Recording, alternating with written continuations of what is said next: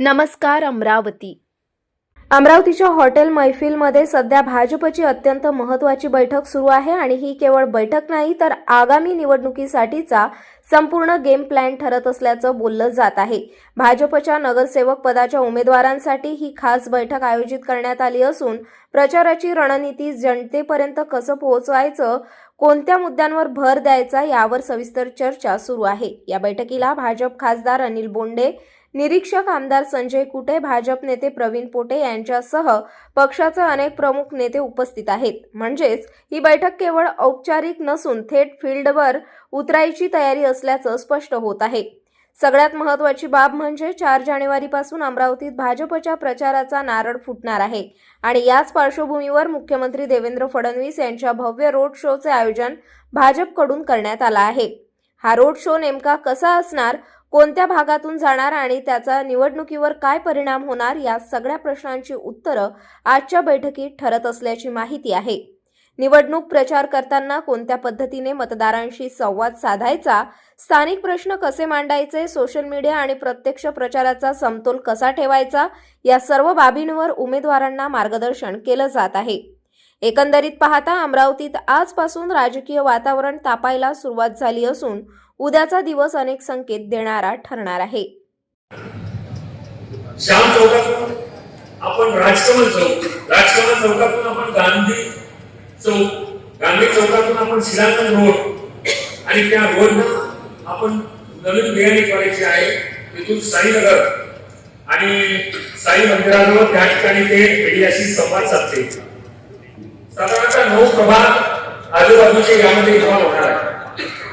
खासदार डॉक्टर बोंडे साहेब, कुटे साहेब, डॉक्टर दांडे साहेब, जयंती जयंकर, शिवराजी, देवीदाताई, रवी, विशाल, किरण, नितीनजी गुरडे, सुनीलजी कराटे, संजीव, मीराताई, उपस्थित सगळे आपले इच्छुक सगळे उमेदवार, मंडळाध्यक्ष उपस्थित होतात।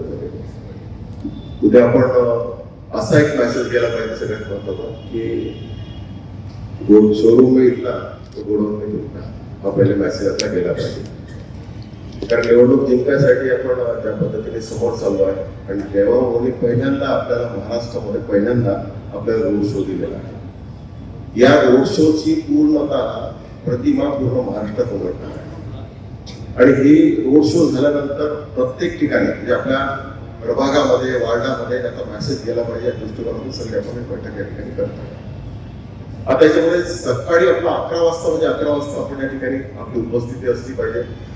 या ठिकाणी शिवरायांनी सगळ्या गोष्टी सांगितलेल्या आहेत, पण मी एवढंच तुम्हाला सांगेन की कुठल्याही परिस्थितीमध्ये याच्यामध्ये अनाकारी झालेली पाहिजे, कारण आपण हिंदुत्वावरती निवडणूक लढणार आहे। आजपर्यंत ज्या निवडणुका लढलो पण त्या पद्धतीने लढलो, आपल्याला त्यात यश आलेलं आहे। मागच्या वेळेस आपण पाहायला फार मोठ्या प्रमाणात यश मिळालेलं आहे।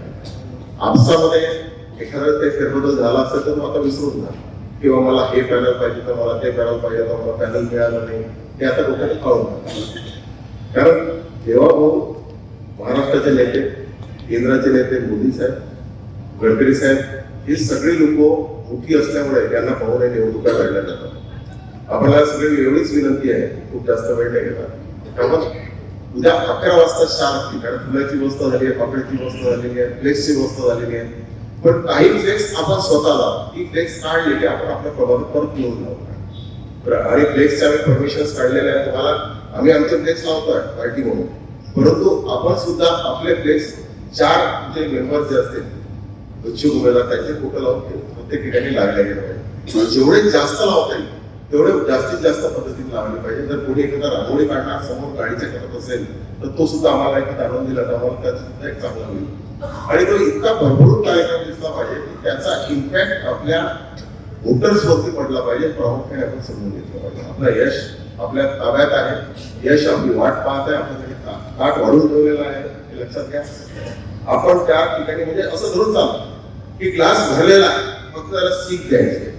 आता सीख द्यायचे काम तुमच्याकडे, ग्लास भरला हे 100% गावायचा। कोणी काही म्हणत असेल तर आपण जिंकणार म्हणजे जिंकणार, याच्या कुठे दुमत नाही। 1-2 सीटे आपल्या इकडे तिकडे होणार नाही एवढा मला आत्मविश्वास आहे। आपण सगळ्या हातात हात चाललं टाकून एकमेकांना जर आपण सहकार्य केलं तर 100% आपण याच्यामध्ये यश प्राप्त करू।